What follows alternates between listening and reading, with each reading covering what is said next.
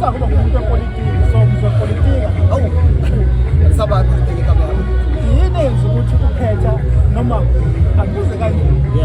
ukhona nokuthona khona phakathi kwakho nabantu abafana noSijavu and why singaboni kube khona ingoma mhlawumbe emenzani ndawonye uyazi uSijavu umntwana kaSinathatha la umntwana kaSinathatha kodwa kubuke emungelo kwangathi uzothatha isitasi kaSijavu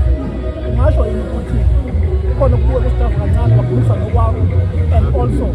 khona inkabi zokuthemba ukuthi besekwenze ikusasa kwakho noSijavu.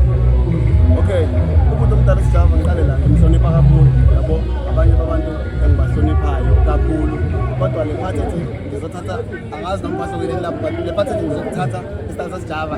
is not the one because uSijavu wenze into mina ngenze into yabo njengoba ngeke ngikuchaze ekuqaleni ukuthi isound yami refer to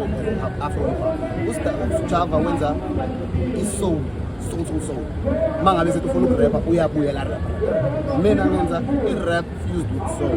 ngesikhathi soul understand of which umuntu omdala naye ngiyazi ukuthi yakwazi ukuyenza yabo and then ukuza kule part yokusebenza naye mfethu ngiyafisa ukusebenza naye kakhulu yabo nesikhathi-ke masingakafiki isikhathi ngiyaphilivele kule nto yesikhathi because